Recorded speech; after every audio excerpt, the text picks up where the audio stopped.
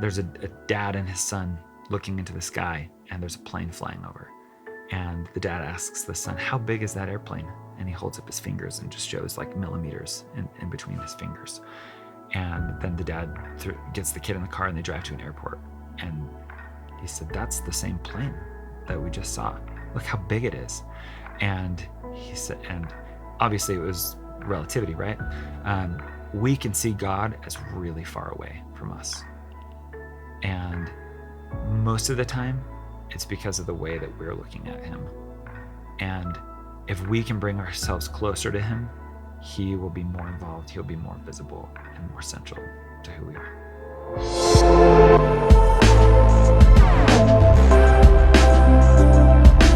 Okay, Shaun, you're my neighbor. 7 years. Has it been 7 years? Crazy. Oh my gosh, time flies. So we must have moved in about the same time. Yeah. Okay, so we've been neighbors and friends 7 years, and recently you became kind of my like my running guru. How many marathons have you done? 16. Well, that includes 2 ultra marathons, but oh my 16. gosh. Okay, 16. Yeah. So I did my first. You were there too. You rocked it. And I saw you at the starting line, and I'm like, hey, we'll see you at the end. That was Because awesome. I knew that you would be way ahead of me. No, it was fun. You're also my chicken coop brother. I've had chickens for 10 or 12 years. We had them in our last house, and then we took them here. I mean, not the same chickens, but we've just consistently had chickens. How many chickens do you have again? A good handful. Did you say 10, 12? Yeah, 12. That's awesome. But it's fun. It's fun to teach the kids responsibility, and one of my kids sells them, and it's good money management teaching. And okay, so you have 4 kids. we do. They're not your biological kids, though. No, That's why yeah. you're here today. Well, besides I really like you and you're a good friend. The other week in church, you had opened up a little bit and talked about your story, which I, aside from the fact that I knew you adopted 4 children, I didn't know the lead up to it. And Yeah. and you just shared a teeny bit, so I don't even know a lot of the details. But from what I heard, I knew instantly that I wanted to go way deeper with this, because I have friends in my life. A lot of people have fertility problems. It is like a big problem. Yeah, I think when we got married, we've been married for 16 years. And I think when we got married, it was like 1 in 10 couples struggled with fertility. And now I think it's like 1 in 7. Do you know why that is? I don't know. Like, There's lots is there of theories? Yeah.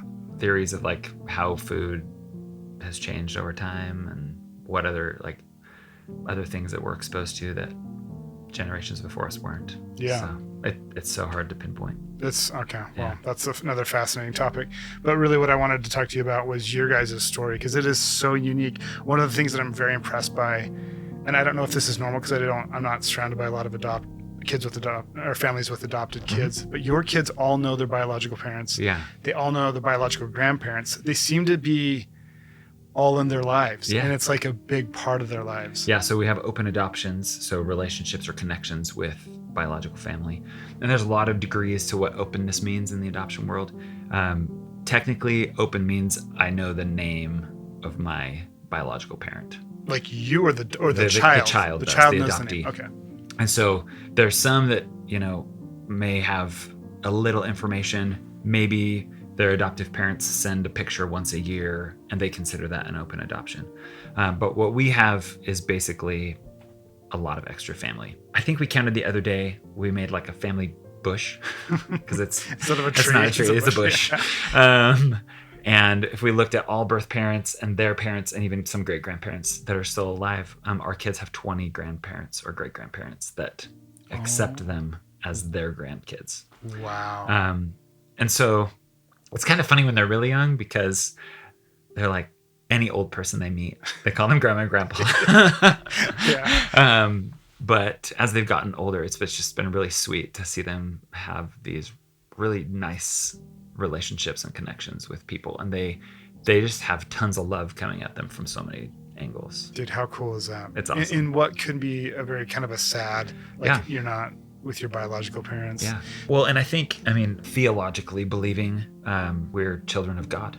We're all children, his children. And in a sense, we're all of our children are on loan to us in a way where we come into families on earth and we live together, but ultimately we're God's children. And I think early on it helped us start looking at other people more like God might.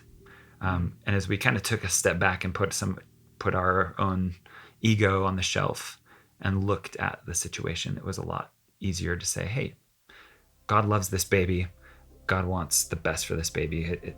It's his child just as much, even more than it is mine. And I can do a lot of things to bless this baby's life. And one of those things is going to be connecting them with other people that love them. That's beautiful. Well, let's rewind. Sure. Okay, so you got married 22. That is fairly young. Yeah. 2007 we got married. Okay, so do you mind just I would love you to just tell me this story that you kind of started the other day. Yeah, so we when we were dating, maybe we were engaged and we were talking about future family planning. We had both had thoughts or impressions, feelings come that adoption might be part of our story.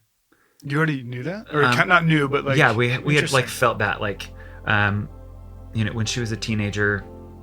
Having a conversation, just something in her felt like, I might raise children that I don't biologically give birth to. And when I was serving a mission for the Church of Jesus Christ of Latter-day Saints, I met a couple who had recently adopted a baby. And just something about like our conversations, there were just feelings inside that kind of settled deep and made me think that might be part of my story. Anyway, so we thought that we would have a few biological children first and then potentially adopt. We got married. I was still finishing my undergrad. She was just finishing up too. And so we said, let's just wait until I'm done with school. So like 3 or 4 years.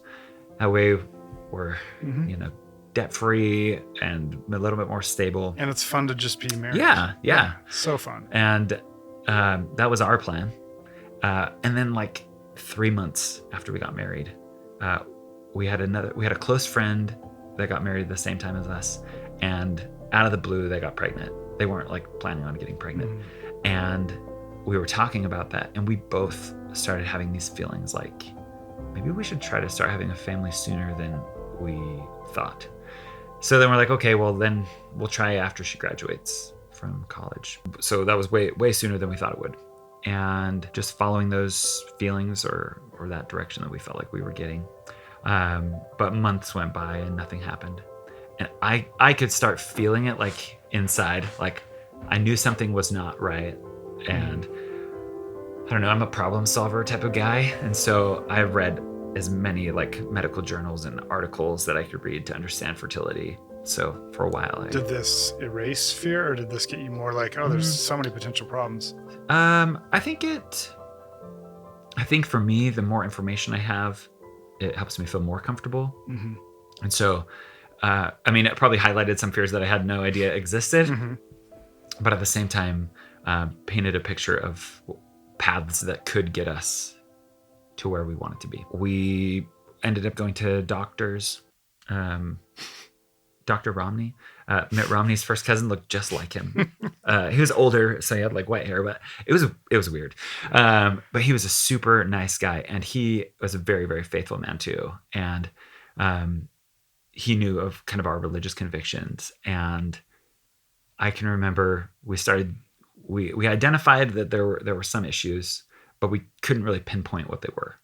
And so we started doing artificial insemination, just trying to see if that would work. Can you tell me how expensive this is at that time? Well, yeah. So for us, it was kind of miraculous how it worked out. But because I was still a student and he worked out of a student healthcare center, we were really able to write it off and only pay for like supplies that they had to use. Crazy. And he was doing it more out of a service as well. Because normally this is because I have friends that went through this. And so those back then you were looking at like $1,500 a round. Okay. And we did maybe $1,500 to $3,000 depending on medication and stuff like that. But we ended up doing 13 rounds. Still, that's more than a year of almost every month. There were a couple months where emotionally we were just not there. And but there were times where he was like, I'm praying for you, I'm fasting for you, that this is going to work. And that coming from a medical professional was really, really awesome. It's got to be pretty rare. Yeah. We haven't really experienced this since. Yeah. That was this journey of every month getting our hopes really high and then having them dashed over and over and over. Do you remember specifically things that got you guys out of that? Honestly, our faith played a huge role in that time.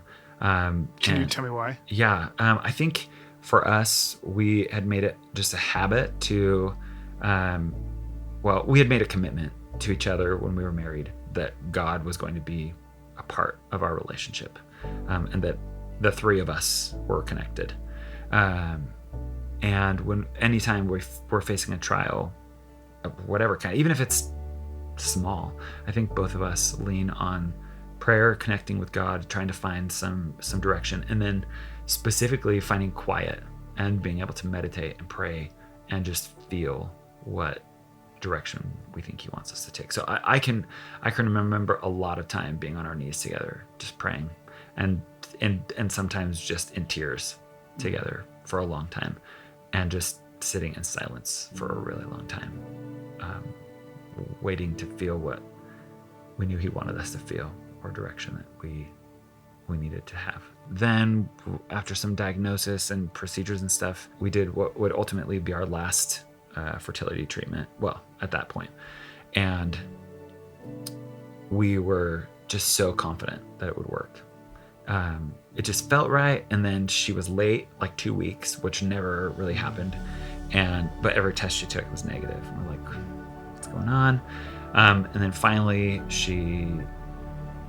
we found out she wasn't pregnant. And it was kind of like, we felt so confident that there's a baby coming to our family, and we know we just need to act. And so adoption's been in the conversation for so long. So let's reach out to the agency that we've talked about.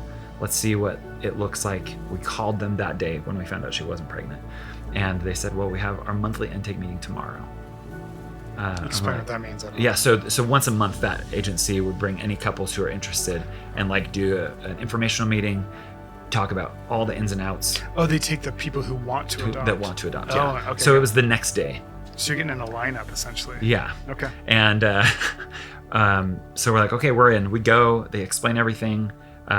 We take Thursday to be really prayerful, and just as a couple decide, is this the direction that we need to go right now? And we both felt like, move this way. And so Friday we put our $1,000 down and started our application. And there was a lot of miracles and things that led up to this, but feel free to share. 9 months later, our daughter was born. From that day. Okay. So the day that you found out she wasn't pregnant. Yeah. Okay. And just feeling like, I remember Lynette saying, I know, and she said a girl too, I know that there's a baby girl that's supposed to come to our family. And if it's not through me, it's got to be some other way. And I've always trusted her spiritual intuition. And that was one that was just like, I don't know why or how that was communicated to her, but the fact that it was, I think, helped us have more peace in our journey. And I know that wouldn't have been possible if we weren't really intentionally trying to connect with God. Our caseworker, who has actually been our caseworker for all 4 of our adoptions, says in the very beginning, most couples take about 4 months to get through all the paperwork and interviews and visits at your home and stuff like that. And we are both pretty type A personality, and we finished everything within 6 weeks. And so we were approved and started waiting. Fast forward a couple months. That was like the summer of 2010. February 2011, we get an email from an expectant mother and father there. It was a pretty simple email saying, hey, we don't want you to get your hopes really high, but you're one of a few couples we're looking at potentially placing our baby with, and we would love to know these things about you. And they sent us like 20 questions, and they were not like yes or no questions. And we stayed up all night long and answered like little essays for each. How do you feel at this point? Because it's like it's far out of your reach. Yeah, it's this weird mixture of like optimism, like if this situation works out, but it's also there's a good measure of like sadness in this situation, because I know on the other side of this story are two people who are heartbroken. Yeah. Because they're in a situation where being mom and dad right now isn't the best situation for them. And nobody wants to be in those shoes. And so while I'm hopefully optimistic that I'm having a baby, I also know on the other side of this coin that there is heartache and trauma and tragedy. Which those seeds of trauma and sadness, it makes open adoption seem so much more beautiful. Yeah. Because they're not raising their child, but their child is in their life. Yeah. And actually, just kind of fast forwarding like a decade, when we were adopting our fourth, this is in 2020, birth parents had been actually matched with somebody else, and they kind of started forming a relationship. And as they were talking about what their relationship would look like after the baby was born, it was not what they wanted. Like, they're like, I cannot love my baby through getting a picture once a year. Yeah. And so they backed out of that. They weren't like committed there, but they stepped away from that couple and found us and heard about the experiences we've had with our other three, and it was exactly what they were hoping for. And so it gave them that, like you were talking about, it gave them that hope. They knew it wasn't a decision they were making that was going to end something, but it was starting something different than it would have been. I want to know what are some preconceived ideas about adoption that aren't true? Like, if you were going to dispel some rumors and help ease someone's mind out there who may be struggling really hard with infertility. Yeah. Like, what is your takeaways from your beautiful experience? Yeah. One thing that I hear, and usually this is coming from a couple where one is more on board than the other when pursuing adoption, is them saying, I don't think I could love a child that's not biologically mine. Okay. And I think this conception of biology equaling love is just really skewed. Okay. Like, you love your spouse, right? That's a good point. And I hope there's not biology there, right? And so, yeah, I mean, there's this beautiful thing where a couple can come together and produce a child, and it's this combination of their DNA, and they've carried this baby, and that's a beautiful process. But the love that you have for that child is not dependent on the fact that it shares your DNA. At least for me, theologically believing that we're all children of God, ultimately we're all His. Yeah. And while they're with me, I'm their parent, I'm their dad, but ultimately, who is their father? And when you can think of it more that way, then it puts things a little bit more into perspective. We're super open to talking to our kids about whatever feelings they have about their stories.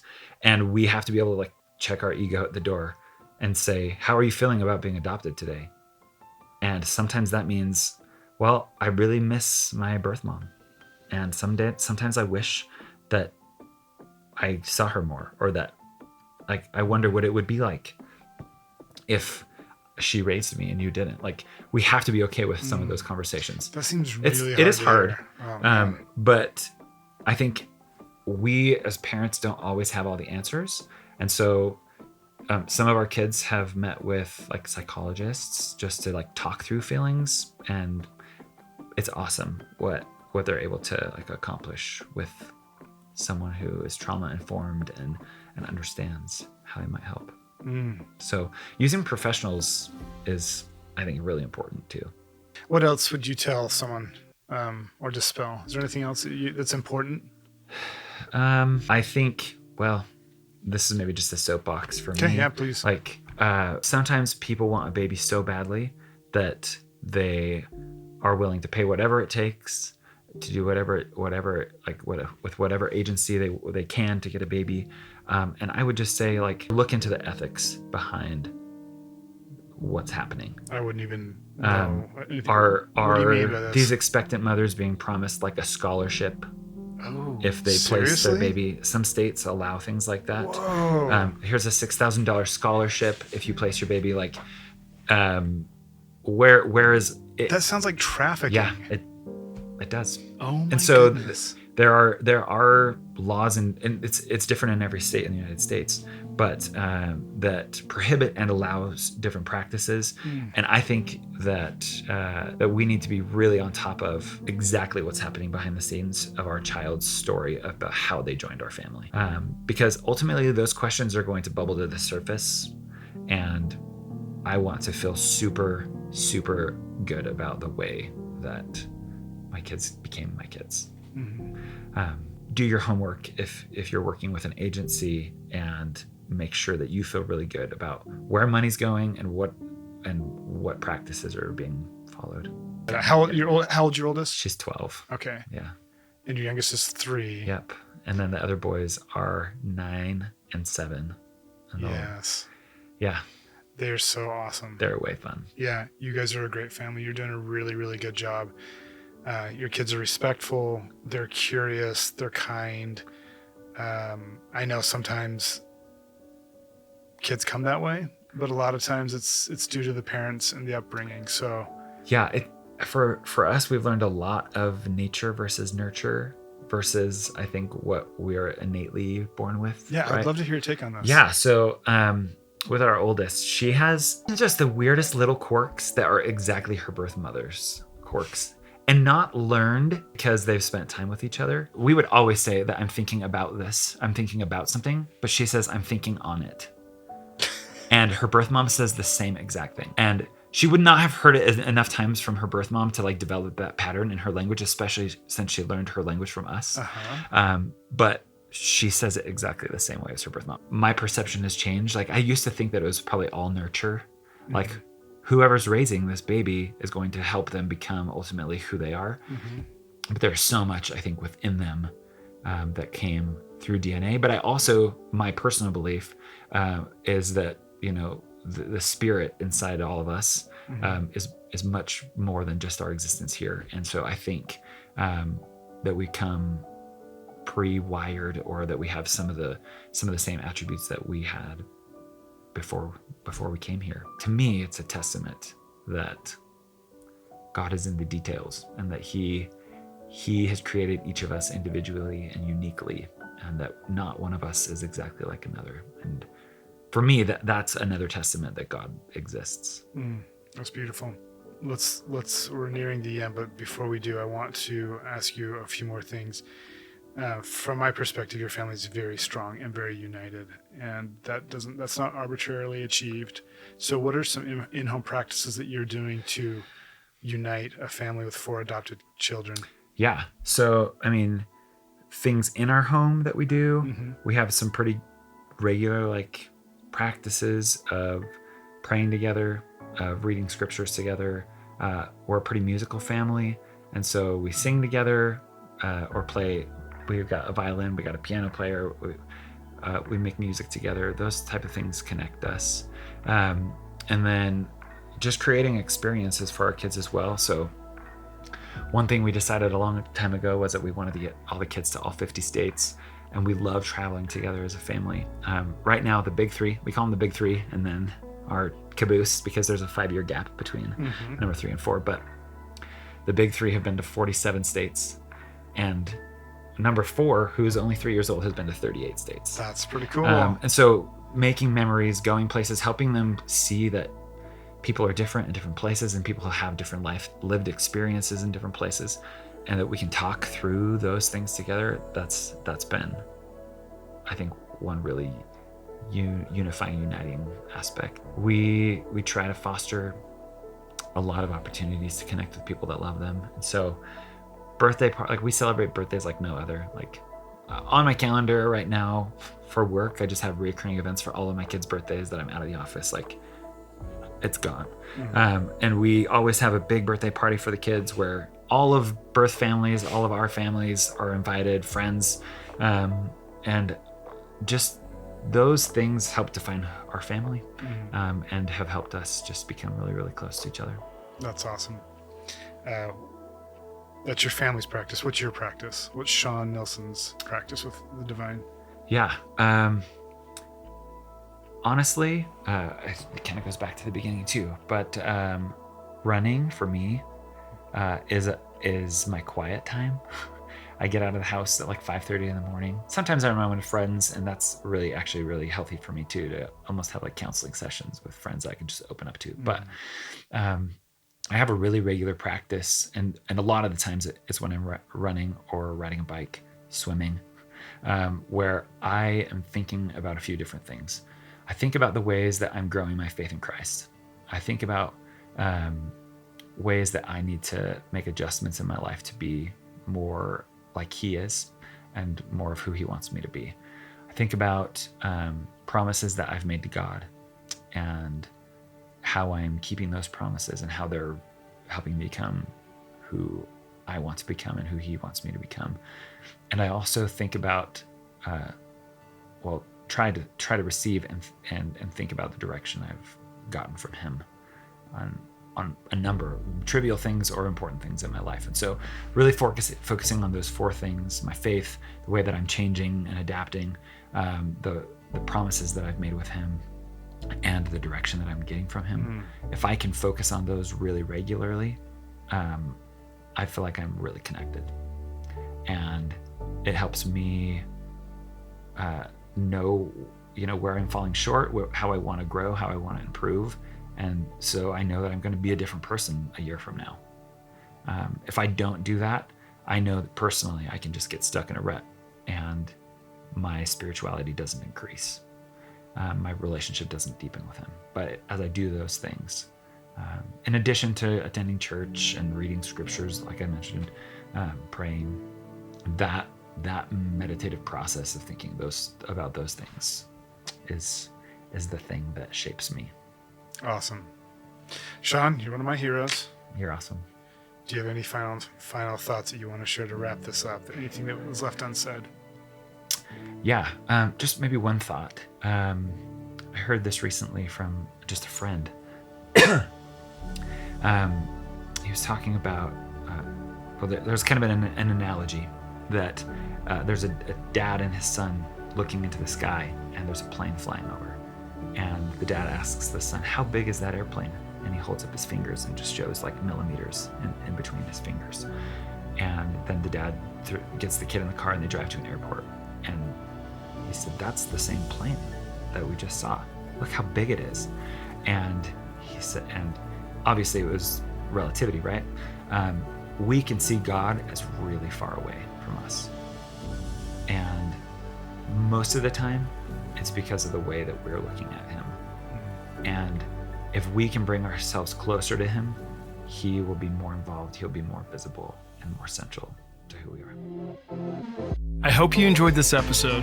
More importantly, I hope you feel closer to your Creator. If you find yourself wanting to strengthen your relationship with God, I'm a huge fan of the Skylight app. It's full of beautiful, high-quality daily spiritual practices. Finally, never forget, in all things, God works for the good of those who love Him.